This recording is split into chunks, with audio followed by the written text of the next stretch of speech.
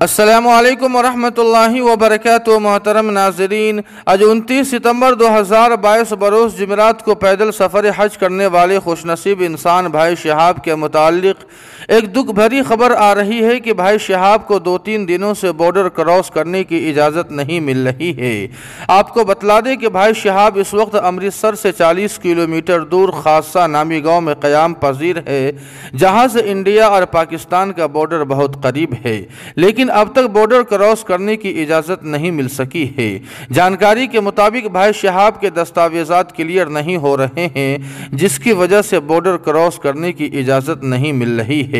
بتایا جا رہا ہے کہ بھائی شہاب کے مشکلات میں مزید اضافہ ہو سکتا ہے، اس لیے آپ تمام حضرات سے گزارش ہے کہ بھائی شہاب کے سفر حج کی آسانی کے لیے دعا فرمائے کہ اللہ پاک بھائی شہاب کو تمام مشکلات سے حفاظت فرمائے۔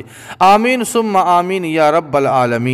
اسی طرح ناظرین کرام، اسی بیچ ایک دوسرا حادثہ یہ پیش آیا ہے کہ ہند و پاک کے بارڈر پر روزانہ دونوں ممالک کے افواج اپنے ملک کے جھنڈے کو سلامی دینے کے لیے پریڈ کرتے ہیں، جس منظر کو دیکھنے کے لیے ایک جم غفیر ہوتا ہے اور دور دور سے لوگ آتے ہیں، لیکن بھائی شہاب کو اس بارڈر پر پریڈ دیکھنے کے لیے بھی نہیں جانے دیا گیا، جبکہ بھائی شہاب کے دیگر 18 ساتھیوں کو پریڈ دیکھنے کی اجازت مل گئی ہے۔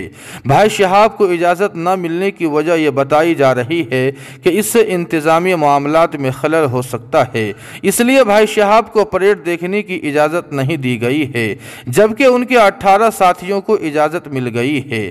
بہرحال ناظرین کرام، دعا فرمائے کہ اللہ پاک بھائی شہاب کے ساتھ آسانی کا معاملہ فرمائے۔